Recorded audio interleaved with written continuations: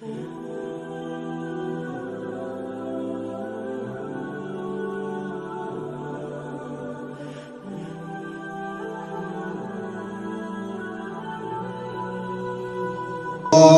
بارك على محمد وعلى آل محمد كما باركت على إبراهيم وعلى آل إبراهيم إنك حميد مجيد.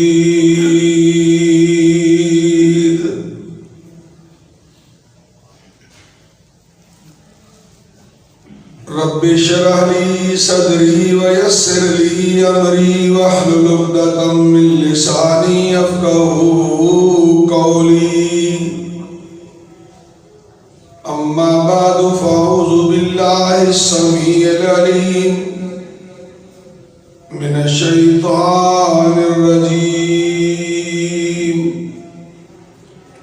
بسم الله الرحمن الرحيم.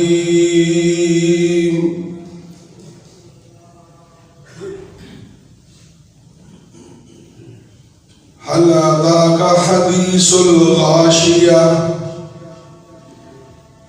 وجوه يومئذ ناعمة وجوه يومئذ خاشعة عاملة ناصبة تصلى نارا حامية تسقى من عين آنية ليس لهم طعام إلا من ضريع لا يسمن ولا يغني من جوع. وجوه يومئذ ناعمة لسعيها راضية في جنة عالية. سب سے پہلے اللہ کی حمد و ثنا اس وحدہ لا شریک کے لیے ہر قسم کی تعریف و توصیف، جو اکیلا ہی اس جہان کا خالق و مالک ہے. اس کے بعد لاکھوں کروڑوں درود و سلام و سستی اقدس و مقدس پہ جن کا نام نامی اسم گرامی حضرت محمد رسول اللہ صلی اللہ علیہ وآلہ وسلم ہے. حضرات،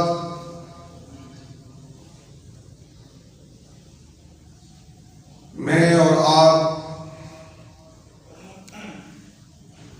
جس زمانے میں سانس لے رہے ہیں،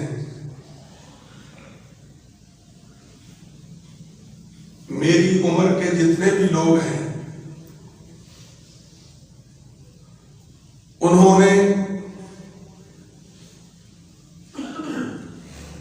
پرانا زمانہ بھی دیکھ لیا ہے اور نئے دور کی ترقیوں کو بھی دیکھ لیا ہے. انہوں نے دیکھا ہے کہ پانی پینے والے کبھی پانی ٹھنڈا کرنے کے لیے مٹی کے گھڑوں میں پانی رکھ کے پیا کرتے تھے، اور پھر انہی لوگوں نے دیکھ لیا ہے کہ جس گاڑی میں سفر کرتے ہیں اس کے اندر ٹھنڈا پانی کرنے کے انتظام ہو چکے ہیں. ہم نے جو 50 سال سے لوگ اوپر ہیں، یہ ان نوجوانوں کے لیے دلیل ہے کہ انہوں نے قدیم زمانہ بھی دیکھا ہے، اور وہ زمانہ جو ہزاروں سال سے چلا آ رہا تھا. اگر کنویں سے پانی نکال کے انسان اپنے پیٹ کی پیاس بجھاتا تھا تو کنواں حضرت اسماعیل علیہ السلام سے شروع ہوا. آج کنویں نہیں ہے.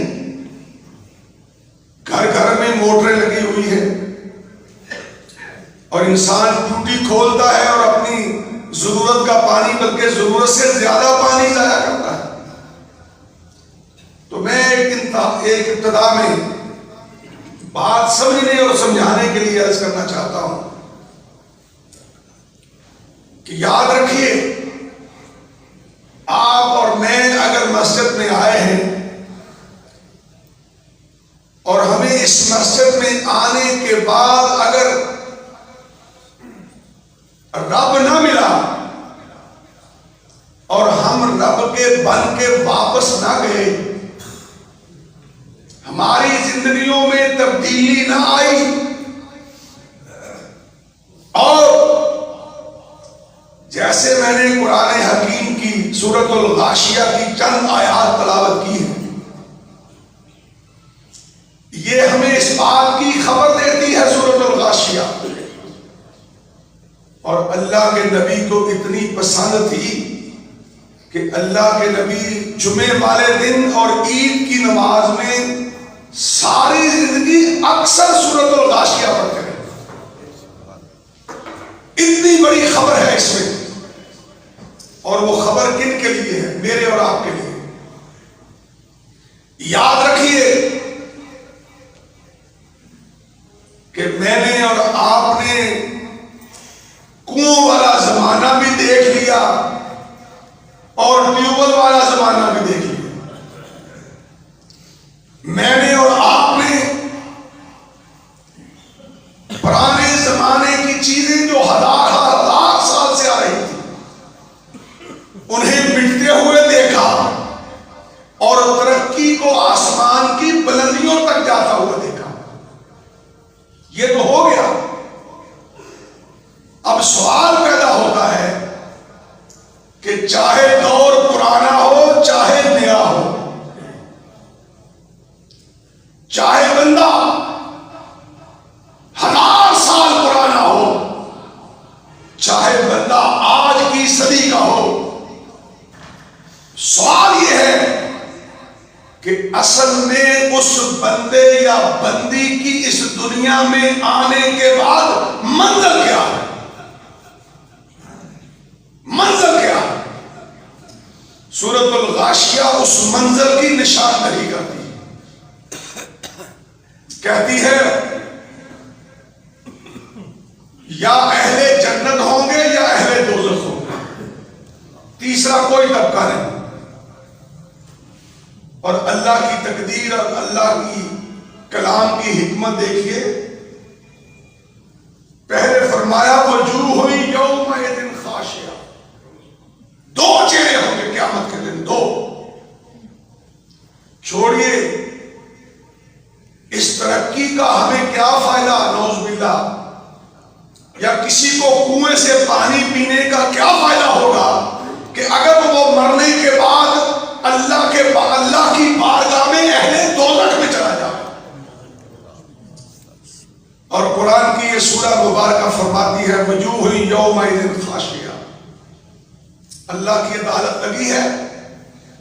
آج تم یہاں بھی بیٹھے ہوئے ہو نا، میری طرف دیکھ رہے ہیں، اور ایک دن آئے گا انہی نگاہوں سے تم قیامت کے دن عرش والے کی عدالت میں انہی نظروں سے اس خاکسار اور اپنے عرش والے رب کو دیکھ رہے ہو. یہ انشاءاللہ وقت آئے گا. کوئی غلط فہمی میں نہ رہے، بھول میں نہ رہے، آئے گا وقت. تو میں کہہ رہا تھا اس عدالت میں، اس اللہ کی کچہری میں اور اس اللہ کے انصاف کے ترازو کے سامنے جس کے بارے قرآن کہتا ہے وَمَن يَعْمَلْ مِثْقَالَ ذَرَّةٍ خَيْرًا يَرَهُ وَمَن يَعْمَلْ مِثْقَالَ ذَرَّةٍ شَرًّا يَرَهُ.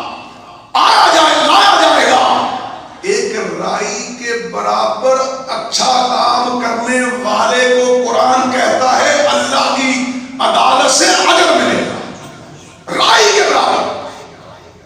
اور دوسری طرف رائی کے برابر گناہ کرنے والے کو وہاں سزا ہوگی، کوئی معافی نہیں. اتنا بڑی انصاف. ہمارا ملک تو برباد ہو گیا انصاف کے نام پہ، اور ان ججوں نے،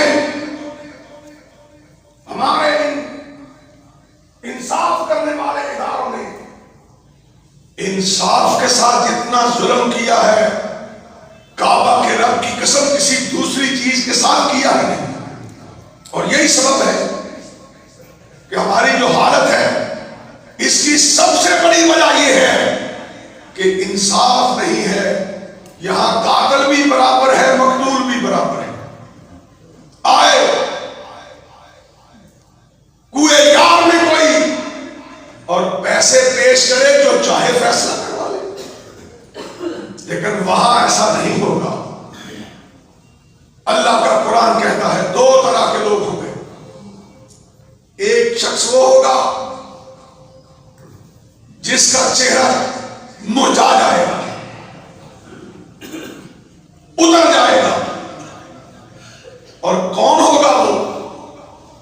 فرمایا عاملۃ ناصبہ، ایسا نہیں کہ اس نے کیا کچھ نہیں ہوگا، اللہ کی عدالت میں لایا جائے گا، اس قدر عمل کیے ہوں گے کہ تھکا ہوا ہوگا، تھک چکا ہوگا، مگر اللہ ان کے عملوں کی طرف نگاہ رحمت سے دیکھنا پسند بھی نہیں کرے گا۔ اور وجوہ یومئذ خاشعہ، جب دیکھیں گے کہ سب کچھ برباد ہو گیا ہے تو چہرے اس طرح سیاہ ہو جائیں گے جیسے رات کا اندھیرا ہوگا۔ حضرات ایک بات یاد رکھیے، آپ کے اور میرے اوپر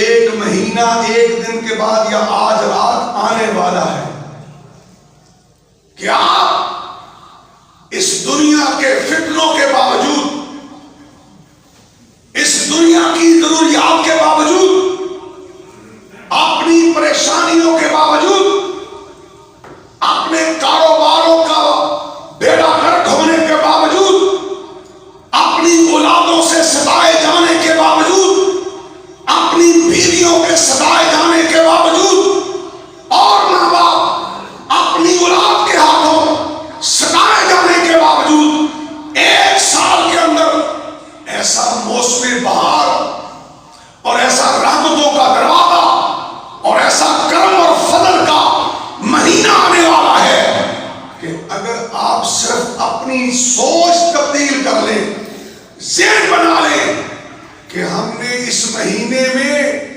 اہل دوزخ سے نہیں اٹھنا، اہل دوزخ میں نہیں جانا، اہل جنت میں جانا ہے، اہل جنت کے وارث بننا ہے، ان کے ساتھ ہی بننا ہے۔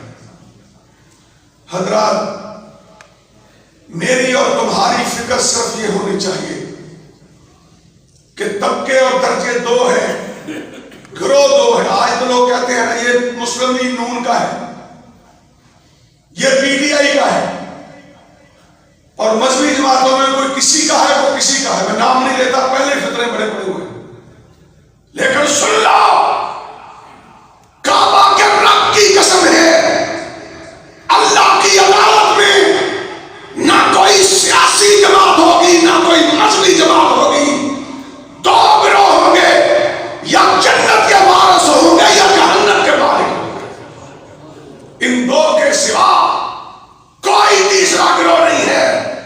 لہذا اگر مجھے اور تمہیں اپنی زندگی میں اس بات کی فکر لگ جائے کہ جو دن 50,000 سال کے برابر ہوگا اور وہاں ماں بچہ نہیں پہچانے گی، بیٹا باپ نہیں پہچانے گا، اس دن اللہ کی عدالت میں کوشش کر لو، فکر کر لو، اس چیز کی سوچ بنا لو کہ اس دن ہمارا داخلہ اہل جنت میں ہونا چاہیے، اہل دوزخ میں نہیں ہونا چاہیے۔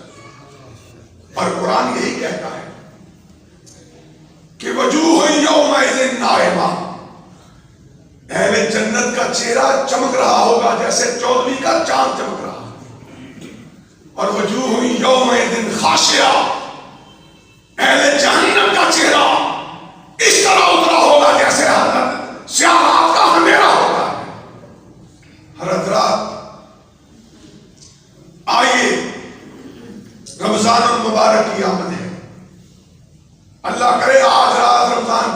برکت ہو جائے۔ اور یہ وہ رمضان ہے کہ نبی علیہ السلام کے صحابہ جب چھوٹی عید پڑھتے تھے رمضان المبارک کے بعد، تو عید والے دن ہی ہاتھ اٹھا کے عرش والے سے کہتے تھے اللہ دوبارہ اس مہینے کو ہماری زندگی میں لے کے آنا، اتنا مبارک مہینہ۔ لیکن سوال یہ ہے، یہ واحد مہینہ ہے جس میں اہل جنت بننے کے لیے اللہ نے اتنے اسباب رکھے ہیں کہ باقی پورے سال میں رکھے ہی نہیں۔ اور اگر میری اور تمہاری فکر بن جائے، اللہ کرے آج کے بعد ہم یہ اس چیز کا طے کر لیں کہ ہم نے اس مہینے میں جو مرضی ہو جائے اہل جنت والے بننا ہے، اہل دوزخ والے نہیں بننا۔ حضرات پہلی بات یہ ہے کہ یہ سوچو، اللہ تمہیں توفیق دے، مجھے توفیق دے، ہم سوچنا شروع کر دیں کہ ہم نے اہل جنت سے والے بننا ہے، اہل دوزخ والے نہیں بننا ہے۔ اور اس سوچنے کے بعد اگر میں جمعے کے بعد سوچنا شروع کر دوں کہ میں نے گھر فیصل آباد جانا ہے، گاڑی میں نہ بیٹھوں، سڑک پہ نہ چڑھوں، تو میں گھر پہنچ جاؤں؟ نہیں پہنچ سکتا۔ میں نے سعودی عرب جانا ہے، میرے پاس ٹکٹ نہیں ہے، پاسپورٹ نہیں ہے، میں چوریوں میں بیٹھ کے سوچتا رہوں تو ساری زندگی گزر جائے اور میں بیت اللہ کی زیارت نہیں کر سکتا جب تک میرے پاس ٹکٹ نہیں ہو، میں سفر نہیں کرتا۔ ارادے کے بعد عمل کرنا پڑتا ہے۔ آئیے رمضان آنے والا ہے، اگر آپ کا یہ ذہن بن جائے اللہ کرے کہ ہم نے اس 40 رمضان میں اہل جنت والے بن کے رہنا ہے، تو پھر اس کی تیاری کرنی بھی ہے اور اس کے اوپر عمل بھی کرنا ہے، عمل بھی کرنا ہے۔ اللہ اکبر۔ حضرات کوئی شخص یہ سوچتا ہے کہ میں دودھ والے سے دودھ لے کے آؤں اپنے بچوں کے پیٹ کے لیے، اپنے لیے، دودھ والا آ کے دروازہ کھٹکھٹائے اور گھر والا دودھ کے لیے برتن نہ لے جائے، چھاننی لے جائے، بتلاؤ وہ دودھ گھر لے آئے گا؟ اس کے بچوں کا پیٹ بھر جائے گا؟ نہیں بھر سکتا۔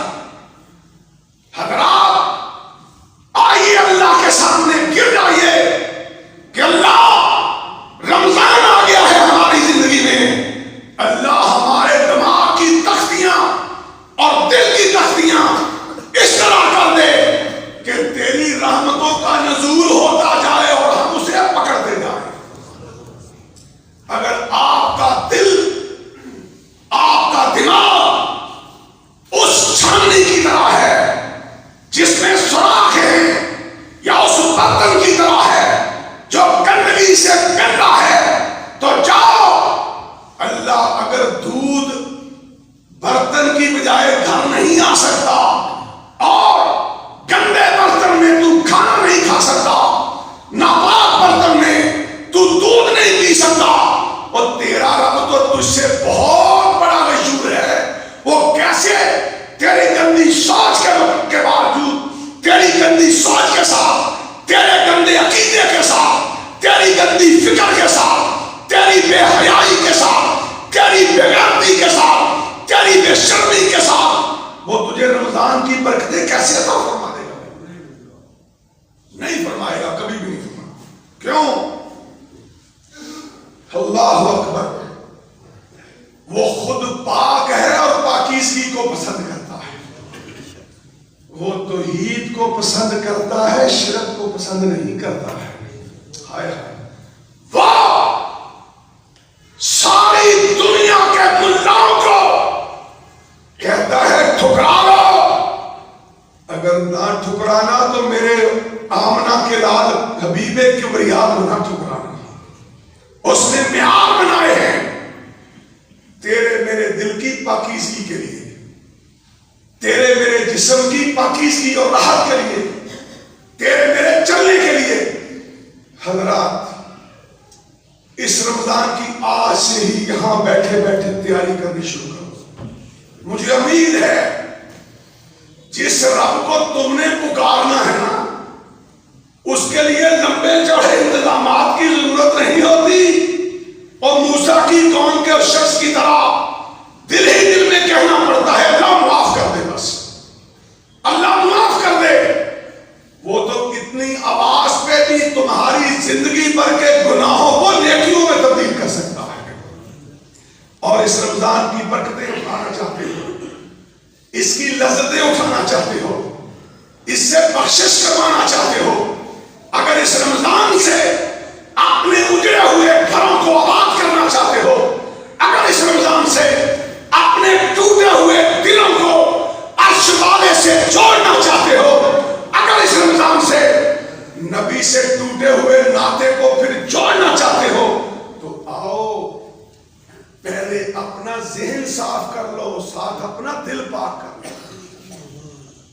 اور حضرات یاد رکھنا، من صام رمضان ایمانا و احتسابا غفر لہ. یہ وہ رمضان ہے، وہ روزہ ہے، من صام رمضان ایمانا و احتسابا. اس کے لیے ایمان کا ہونا بہت ضروری ہے. ایمان کا ہونا.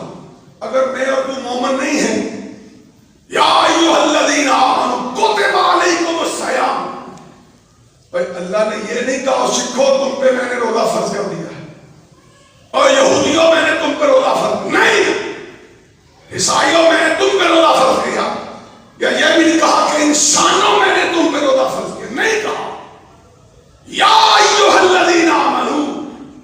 کن کو مخاطب کیا رب نے؟ ہے ایمان والوں کو، ایمان والوں کو. اور اگر آج ایمان والا دودھ بیچتے ہوئے نبی کی امت کو پانی ڈال کے دودھ پلاتا ہے تو ایمان والا نہیں رہا ہے، نام کا مسلمان ہے. آج اگر ایمان والا اپنی چھوٹی سی مصیبت کو لے کر علی حجویری کے دربار پہ جا کے گرتا ہے، کعبہ کے رب کی قسم ہے وہ مومن نہیں ہے، مشرک ہے. اور جو مشرک ہوتا ہے وہ ساری دنیا کے پہاڑوں کو سونا بنا کر صدقہ کر دے، آسمان والا اس کے صدقے کی طرف دیکھنا والا بھی نہیں کرتا. آپ کا اور میرا دل اور دماغ ایمان سے پاک ہوتا ہے، ایمان سے. اور ایمان کیا ہے؟ ایمان یہ ہے کہ سب سے پہلے یہ 6 فٹ کا جسم کٹتا ہے تو کٹ جائے، لٹتا ہے تو لٹ جائے، پٹتا ہے تو پٹ جائے، مگر بلال کی طرح اپنے رب سے اعتماد کا رشتہ نہ توڑے، وہ رشتہ نہ توڑے. ایمان کا پہلا حصہ، پہلی چیز، پہلا نقطہ یہ ہے کہ انسان جب مومن کہلواتا ہے تو سب سے پہلے اپنے جسم سے شرک کو باہر نکالنا ہے. اور شرک اتنی لعنتی چیز ہے.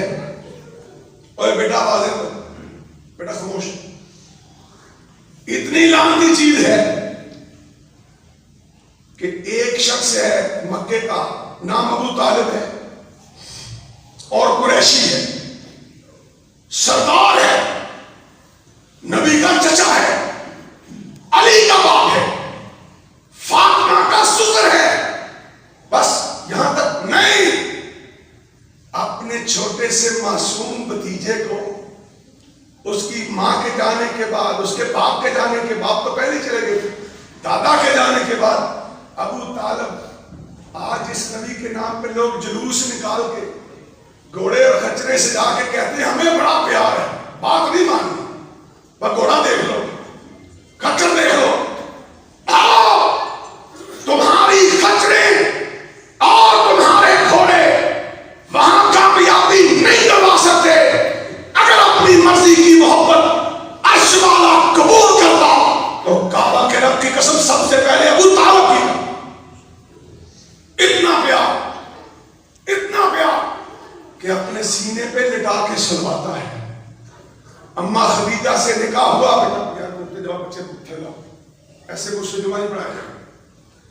اما خدیجہ الکبریٰ سے نکاح ہوتا ہے، سارے قریش کے سردار کہنے لگے یار یہ یتیم ہے اور وہ اتنی مالدار ہے، یہ کیسے جوڑا بننے لگا ہے؟ وہ سردارہ ہے، مالدارہ ہے، تاجرہ ہے، بہت بڑی ہستی ہے، اور یہ محمد کیا ہے؟ نعوذ باللہ، یہ تو یتیم ہے، نہ باپ ہے، نہ ماں ہے، نہ دادا ہے، گھر میں کچھ بھی نہیں۔ ابھی مجلس میں باتیں کر رہے تھے اور گھوڑے نکال کے عاشق کہلوانے والوں، آؤ ابو طالب کا منظر دیکھو۔ کھڑا ہوا ایک ملا کراچی سے آ کر رنگ برنگے کپڑے پہن کر ناپ سنا کے کہتا ہے میرے جسم کو قبر کی مٹی نہیں چھوئے گی، میں نہیں مانتا، اس لیے نہیں مانتا جب تک ناپ والے کا، روزے والے کا، نماز والے کا، حج والے کا، زکات والے کا عقیدہ رب کی توحید والا نہیں ہوتا ہے، آسمان والے رب کی قسم ہے اس کا کوئی عمل بھی عرش والا قبول نہیں کرتا ہے۔ کیا ہوا؟ ابو طالب کھڑے ہوئے، کہنے لگے بس بھائی بس، زبانیں بند کرو، خبردار اگر کسی نے بات کی تمہیں خدیجہ کا مال تو نظر آتا ہے، میرے محمد کا چہرہ نظر نہیں آتا ہے صلی اللہ علیہ وسلم۔ چھاؤ میرے محمد جیسا کوئی چہرہ لے کے آؤ، میرے محمد جیسا کوئی کتاب لے کے آؤ، میرے محمد جیسا کوئی صادق لے کے آؤ، میرے محمد جیسا کوئی امین لے کے آؤ، اور ان چیزوں کو دیکھو، یہ مال تو مٹنے والی چیز ہے۔ وہ خطبہ دیتا ہے اور پھر نبی کا نکاح بھی خدیجہ سے وہی پڑھاتا ہے، اور شیب ابی طالب ہے، مصیبت ہے، پریشانی ہے، سارا کفار میرے آقا کا دشمن ہے۔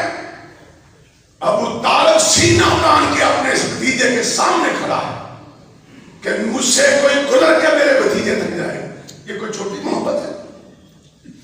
آؤ، شیب ابی طالب میں بھوک اور پیاس بھی اپنے بھتیجے کے ساتھ کاٹتا ہے،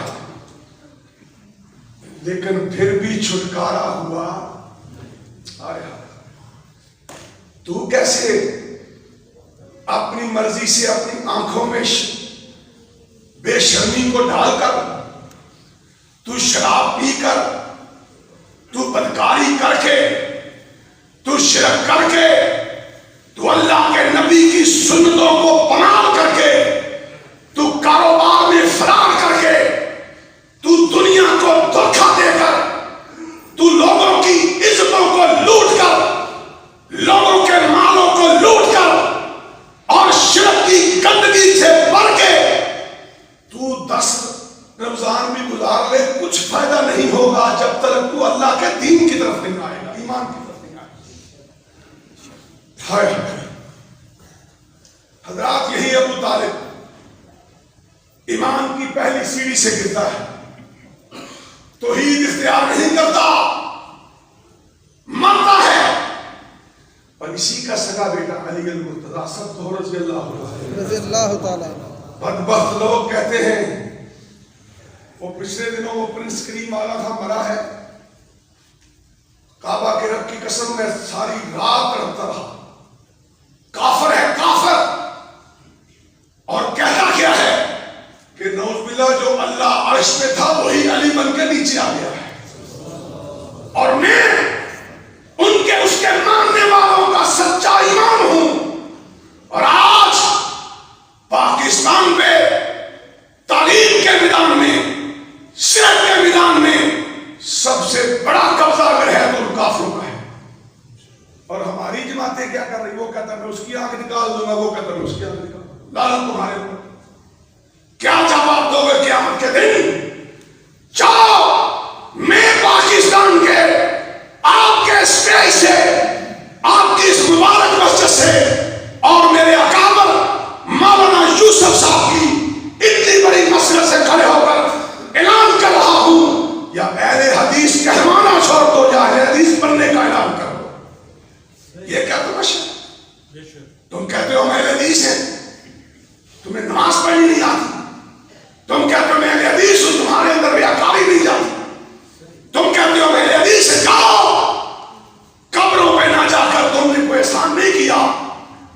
سفر اپنا ہی کم کیا ہے، شرک تم بھی کرتے ہو. کوئی جماعت کا شرک کرتا ہے، کوئی کسی پرورش ذات کا شرک کرتا ہے. جاؤ، جب تک مجھ جیسا گنہگار محمد کے منبر میں کھڑا ہوتا رہا، تمہیں للکارتا بھی رہے گا اور ہم کو پکارتا بھی رہے گا انشاءاللہ. تم نے بیڑا گرک کر دیا ہے میری جماعت کا. تو میں کہہ رہا تھا کہ وہ لوگ اس پاکستان میں زندہ ہیں جنہوں نے نوز بلا کہا کہ جو عرش پہ رب تھا وہ علی بن کے آ گیا ہے زمین. اور جاؤ لوگوں، بات آئی ہے تو کہہ دیتا ہوں، سیاسی طالب علم بھی ہوں اور مذہبی طالب علم بھی ہوں. آج اس ملک کا اتنا بھیڑا گرک ہو گیا ہے، جتنے لوگوں نے اس کے مرنے کے بعد بیان جاری کیا، ویلاگ کیا ہے، کسی نے نہیں کہا کہ اس کا عقیدہ غیر اسلامی تھا. سب نے کہا مسلمانوں کا مسیحا تھا. اور ذرا سوچ کے بتاؤ، اور تمہارے رمضان تمہیں کیا فائدہ دیں گے کہ اس ملک میں رہتے ہو جس کو حاصل کرتے ہوئے کہا گیا تھا کہ پاکستان کا مطلب کیا، لا الہ الا اللہ یہ کہا تھا، اور 10 لاکھ لوگ شہید ہوئے تھے اس ملک کے اندر. یہاں تک بات پہنچ گئی ہے، کہتے جی بڈی وزیر اعظم بن جائے پھر بھی کوئی بات نہیں، کوئی خسرا وزیر اعظم بن جائے پھر بھی کوئی بات نہیں. یہ محمد کی امت ہے سب. اور آج اس ملک کے ایک بڑے صوبے جس کا بدقسمتی سے میرا اور آپ کا تعلق ہے، اور صوبے میں ایک خاتون 2-2.5 گھنٹے اپنے گھر میں میک اپ کر کے طرح طرح کے لباس پہن کر وہ پنجاب کو لیڈ کر رہی ہے. کعبہ کے رب کی قسم ہے، مر جانے والی بات ہے کہ 12 کروڑ کا صوبہ کوئی مرد ملا ہی نہیں وزیر اعلیٰ کا. اور لوگ کیا کہتے ہیں، میں کل جہاد میں تھا، دبئی سے آ رہا تھا، لوگ کیوں کہیں، لوگ کہیں گے تعلیم ہی نہیں ہے، محمد سے رشتہ ہی ٹوٹا ہوا ہے صلی اللہ علیہ وسلم. اللہ کے قرآن کی آوازیں اور اس کی تعلیمات ہم سے دور ہو چکی ہے. وہ جی بڑا کام کر رہے ہیں، لوگوں نے بازار صاف کر رہے ہیں. میں نے غصے سے کہا، میں نے کہا یار بس کر، جہاد میں کہیں یہاں ہی کشتی نہ ہو جائے. مجھے یہ بتا، تو اگر ایک عورت کی تعریف کرنے پہ آیا ہے تو ثابت ہوا مرد سارے بغیرت ہو گئے، مرد مر گئے ہیں، اب عورت آئی ہے.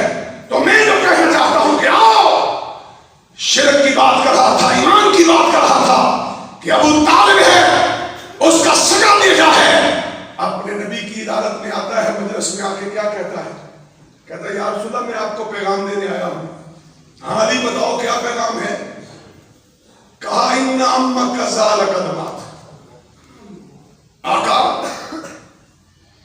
میں بتلانا چاہتا ہوں کہ آپ سے پیار کرنے والا، آپ کی چوکیداری کرنے والا، آپ کا پہرے دار، آپ کا نکاح پڑھانے والا، آپ کی بیٹی کا سسر اور میرا باپ وہ جہالت کی موت مر گیا ہے. ثابت ہوا توحید روشنی ہے اور شرک اندھیرا ہے.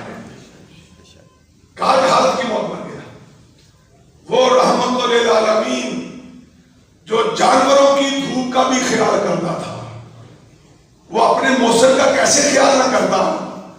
لیکن یار ذرا نقطے کی بات سننا میری تیری، اللہ اسی پہ نجات انشاءاللہ کرے گا. بس سارے رشتے پیارے ہیں مگر توحید سے بڑا رشتہ کوئی دنیا میں نہیں ہے. سن لو، ماں ہو، باپ ہو، جماعت ہو، یا کوئی جماعت کا امیر ہو، یا کوئی جماعت کا نام نہاد نازنے والا ہو، جب تک توحید کا ڈنکا نہیں بجایا جائے گا، توحید کو اختیار نہیں کیا جائے گا، اس وقت تک سارے رشتے قیامت کو لال بن کے پڑے، کوئی رشتہ نہیں. نبی نے ثابت کیا، کیا جواب دیا، اذهب فباری ہے. علی اگر مر گیا ہے تو پھر مجھے کیا بتانا چاہتے؟ جاؤ کوئی گڑھا کھودو اور جا کے اسے دبا دو، میں کیا کروں؟ آگے بھی علی تھا رضی اللہ عنہ. علی بھی اللہ کے فضل سے قرآن و سنت کے ماننے والوں کا، اس طرح کے مشرکوں کا علی نہیں ہے، نہیں ہے. نہ آغا خانیوں کا علی ہے، نہ اسماعیل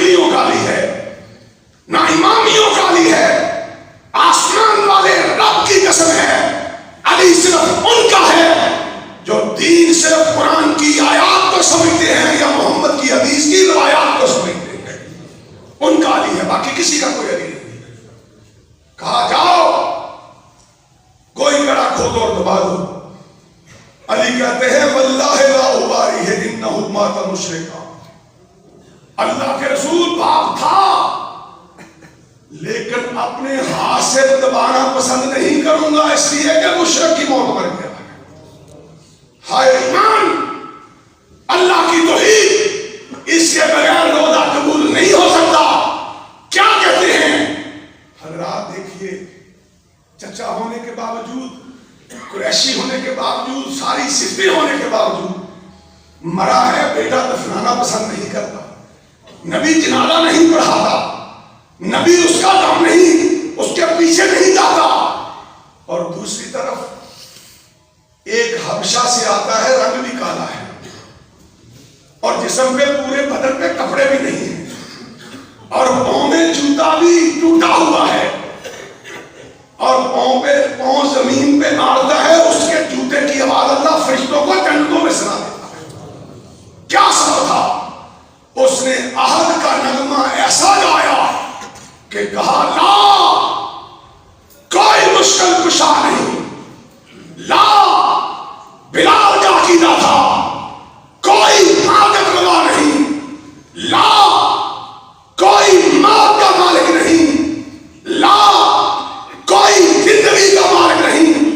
لا کوئی عزت کا مالک نہیں. لا کوئی ذلت کا مالک نہیں. لا کوئی اولاد دینے والا نہیں. لا کوئی رزق دینے والا نہیں. لا کوئی جنت کا مالک نہیں.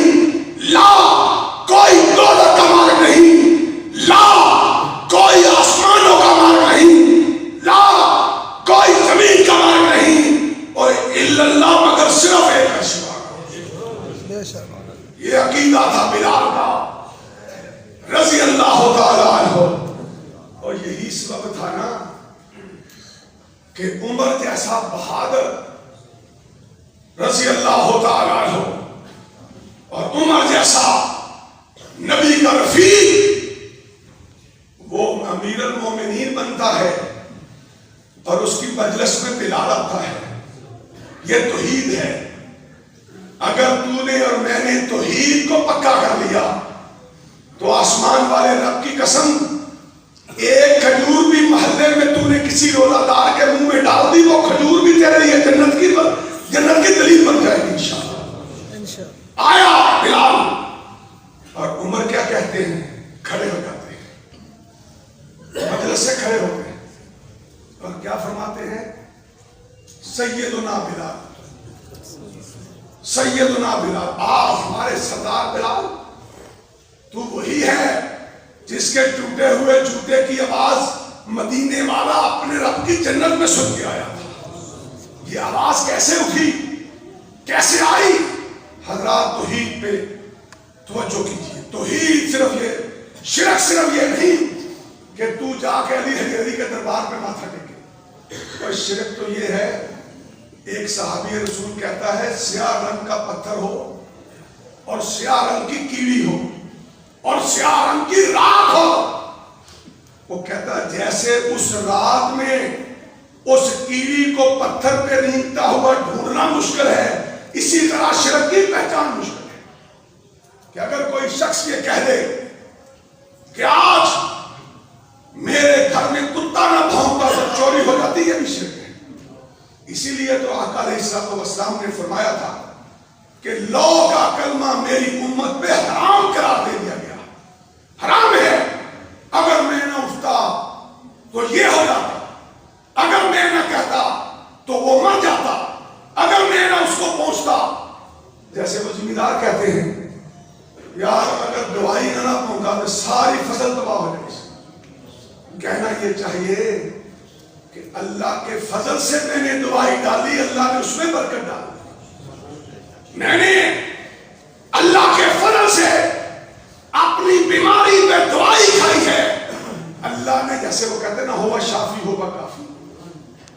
تیرے لیے اور میرے لیے زندگی کی ایک سانس بھی شرک کے ساتھ نہیں لی جا سکتی. یہ جو فرمایا نا آمنو کتب علیکم الصیام، ایمان جس کا جینا بھی رب کے لیے، جس کا مرنا بھی رب کے لیے. آقا علیہ الصلوۃ والسلام، مسلم کی روایت ہے، ایک سفر سے واپس آ رہے تھے، جنگل میں پڑاؤ کیا. جب پڑاؤ کیا، رات ٹھہرے، صبح فجر کی نماز پڑھائی. آپ نے اپنا چہرہ اقدس اپنے صحابہ کی طرف کیا اور کیا پوچھا؟ کہا میرے صحابہ، آج رات آسمانوں سے بارش آئی ہے؟ ہاں یا رسول اللہ آئی ہے. فرمایا اس بارش کے تھمنے کے بعد اس زمین پہ دو گروہ بن گئے ہیں، دو گروہ.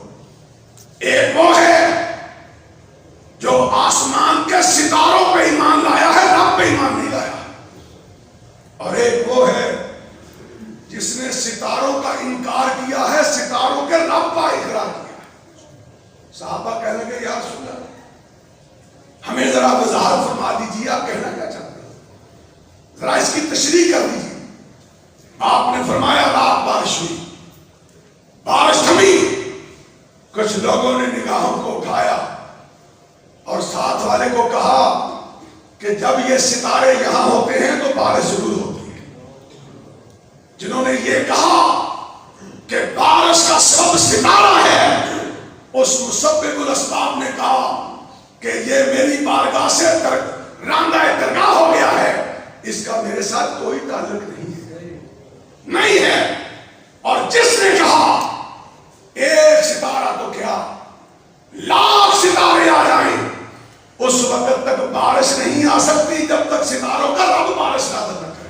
بے شک اس نے ستاروں کا انکار کیا ہے اور ستاروں کے رب کا اقرار کیا ہے. اور یہی تو سبب تھا. آقا علیہ الصلوۃ والسلام کے پاس صحابی رسول آئے، یا رسول اللہ صلی اللہ علیہ وسلم مجھے اپنے رب کا بہترین تعارف کہاں سے ملے گا، سب سے بہتر پہچان کہاں سے ہوگی؟ تو کیا فرمایا؟ کہا پڑھ قل هو اللہ احد سبحان اللہ اللہ الصمد لم یلد ولم یولد ولم یکن له کفوا احد. آؤ لوگوں سن لو بات، میری بھی مجبوری ہے، آپ کی بھی مجبوری ہے. اپنے رب سے ایسا ناطہ جوڑو، اپنی زبان سے کہو. وہ ایک صحابی تھے، وہ اپنی جہری نماز کے اندر کوئی سورت بھی پڑھتے تھے تو آخر میں قل هو اللہ احد سورت اخلاص پڑھتے تھے. ایک صحابی آیا، وہ بھی میرا دوست، راستے میں جب گھر سے آ رہے تھے، نوجوان میرے ساتھ کہہ رہا تھا کہ رضاوہ صاحب سمجھ نہیں آتی، ہمارے سامنے صحابہ کا عمل معیار ہے، چونکہ انہوں نے دیکھا اس کو ہے جسے رب نے معیار رکھا ہے، اور جو وہ کر گئے ہم سب کو وہ کرنا چاہیے. حضرات حقیقی بات ہے کہ صحابہ کی جماعت ایسی دنیا میں کوئی جماعت آ ہی نہیں سکتی. ایک صحابی مغرب کے وقت، عشاء کے وقت، فجر کے وقت تین نمازوں میں بلند آواز سے قرات کرتا ہے. وہ کوئی بھی سورت پڑھے، ہر رکعت میں 7 سورت اخلاص پڑھے. صحابہ نے کہا یہ عجیب معاملہ ہے، نبی علیہ الصلوۃ والسلام تو ایسے نہیں کرتے. آقا کے پاس آئے، یا رسول اللہ صلی اللہ علیہ وسلم، بھائی یارو یاد رکھنا بات، آج ہم کہتے ہیں فلاں بھی بڑی گل ہے جی، انہیں کہتے ہیں اور جماعت کا فلاں ذمہ دار ہے جی، وہی گل ہے. صحابہ کی ذہن سازی رب نے یہ کروائی تھی کہ ایک دوسرے کی گل نہیں، گل صرف محمد دی ہے سبحان اللہ. جو آئے گا اس کی طرف میعاد بنائے گا، اس کی عدالت میں اپنی بات لائے گا، اور جس پہ محمد مور لگائے گا وہ دین بنتا جائے گا صلی اللہ علیہ وسلم.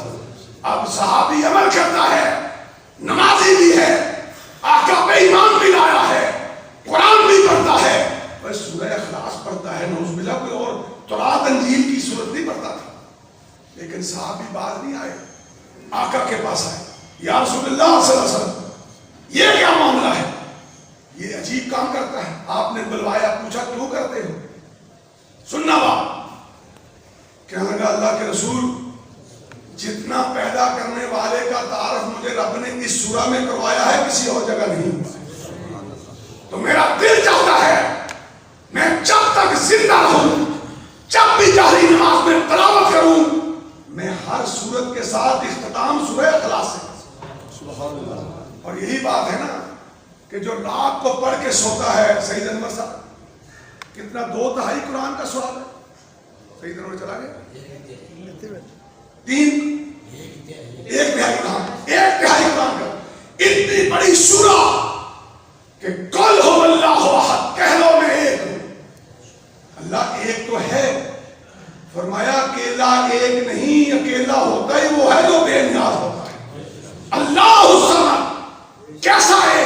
एक तो मरने में को कह सकता ना मेरी बीवी है, ना माँ है, ना बाप है, ना बेटा है, ना बरादरी है, ना अकेला हूं। वो ऐसा अकेला नहीं है। कुल हुवल्लाहु अहद, एक है। और कैसा एक है? अल्लाहु समद, बेनियाज है। और बेनियाज कैसा? लम यलिद व लम यूलद, वो ऐसा बेनियाज कि ना उसका कोई माँ बाप है, ना वो किसी का बाप है, ना उसे किसी ने जना, ना उसने किसी को जना। तो हजरात, तौहीद ईमान के लिए इतनी जरूरी है। और जब तक आप ईमान को ताज़ा नहीं करेंगे, आपको रमजान का कोई फायदा नहीं होगा।